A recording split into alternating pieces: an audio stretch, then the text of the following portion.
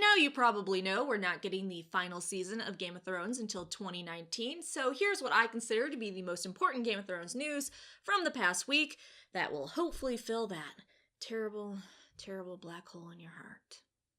And obviously this video has spoilers for the last season. With the next season being so far out, we're likely only going to get sprinkles of information that isn't that exciting. That being said, we do know that the set being built for King's Landing is being made battle ready, which we already knew many months ago, as them creating a separate set for King's Landing instead of using the buildings they have in the past means they needed buildings they could set on fire and just wreck. So war is coming to King's Landing in the last season. Whether that is by White Walkers or Dany, we'll see. However, there is some new additions to the King's Landing set they've been building. More of the buildings now have been painted over to resemble the King's Landing we've seen in previous seasons. As well, more walls and roofs have been added along with battlements. So the set is almost ready for a siege to be filmed on it, including a city gate, which will be used as a location of one of the attacks at least once. And Twitter user, a Red Priestess, believes this is the layout of the set, and here are some photos that were taken by her. Next, on how shocking the ending of Game of Thrones is, the actors seem to be a bit divided. Maisie didn't know if the ending was going to surprise people, but believes it's just different to what we think it's going to be. Which, I don't know about that. Us fans seem to have a lot of crazy thoughts. I'd actually be incredibly shocked if they were able to blindside us with the ending of this series. Though Hodor's actor shared how he thinks it's going to end, stating, "I think everyone is going to die horribly. Obviously Fire and Ice are going to have a clash, somehow, and it's going to be mass destruction. I think people are going to be caught up in that and the throne is going to be decimated. That's not going to be important.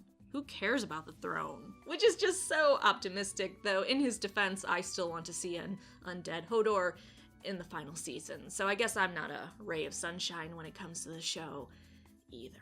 On Game of Thrones ending and season 8 as a whole, Emilia Clarke said, "It's going to be worth the wait. I read the scripts for this season and I, in some kind of daze, walked out of my house. The only thing I took was my keys, and about 3 hours later I arrived back at home and still hadn't taken it all in." She also didn't know if anyone or TV was ready for the show to end. Liam also talked briefly about season 8, saying, "The pressure we put on ourselves is to try and get as good as we possibly can.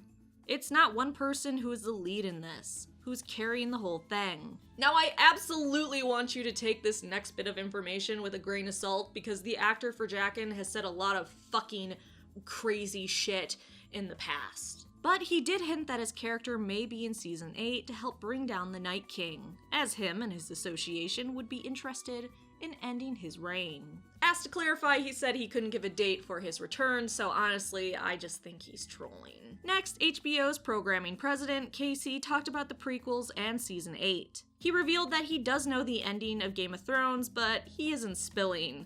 That season 8 will air 6 in a row and be broadcast on air for subscribers. And that after the final episode, there will be no revivals, reboots, or spin-offs, just the prequel. Unless you consider a prequel a spin-off, then there actually will be a spin-off. On length of the episodes for season 8, he stated, "They really will be dependent on when the showrunners get the cuts and what they're happy with. Everything on Game of Thrones is driven by their desire to make the best show possible. When we're going to air, how long the episodes are, we're taking their lead on what they need." Which means he has no fucking clue. Kit Harington also talked about the lengths of the episodes in season 8, saying, "We know we have 6 episodes. We are not sure whether they will run for 70 minutes or 90 minutes. There is so much work still to do. We haven't put together a full episode yet, as there is more filming. The length will be a network decision." So we're getting longer episodes. That's enough for me. Back to Casey on the prequels. While previously it was stated only one prequel would happen, including by George, Casey said that while there are 5 in development, he'd do anywhere from 0 to 5. But again, likely only one, but we'll see. On when we'll see a prequel, he stated 2020 or after, clarifying, "There are 5 of them. If we do a pilot and series, nothing is going to air on HBO until at least a year after the final season. We're not doing a final season and then Following it at 11 p.m., I've seen some exciting material. We have really great writers working on these. It's very exciting, but there's no timetable. Not everybody is on the same schedule, so I've seen different versions of different things that are potentially exciting. But there's no timetable about when a decision would be made about any of them. So 2020 or beyond, 1 to 5 prequels, and they are currently in development. If I had to guess, we're probably going to get one of the prequels later than 2020. Oh, and for people that freaked out about the Ed Sheeran cameo last season, Maisie completely disagrees with you, saying, "He looks like a guy you'd bump into on the street, so I think it does work. It would be weird if it was Justin Bieber."